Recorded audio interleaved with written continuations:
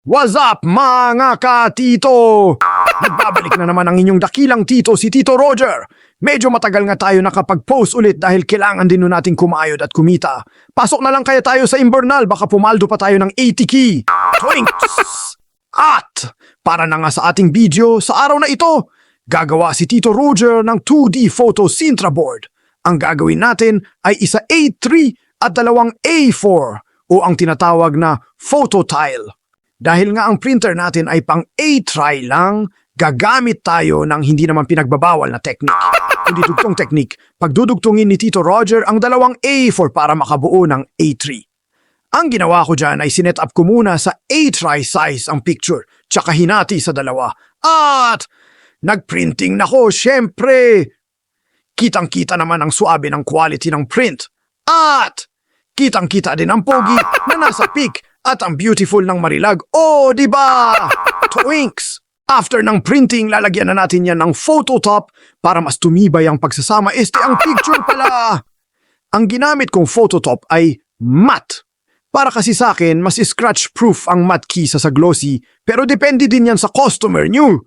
Huwag sinabi niya glossy, gawin mong glossy, huwag ka na magpilit pa mapipektusan ka. Toinks! Inuna ko nga pala muna yung tamang para sa A3 para mapagdugtong ko na.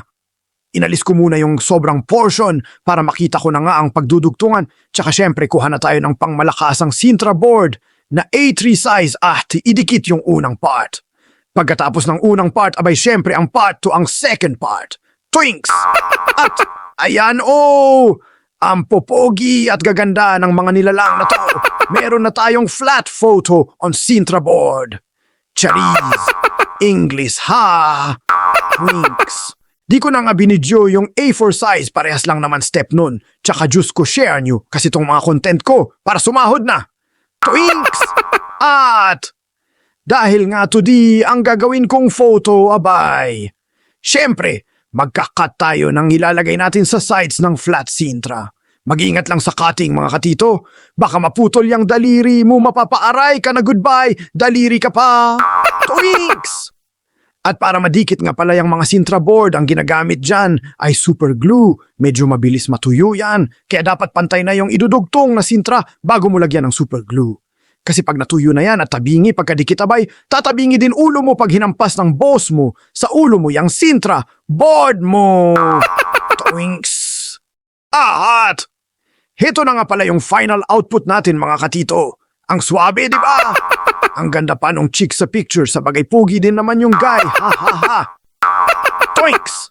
Huwag kalimutang i-like itong video natin mga katito. Pwede rin kayong mag-comment kung ano pang mga tips ang gusto nyo gawan natin ng malupitang video mga katito. Hanggang dito na lang mga katito. Hanggang sa muli.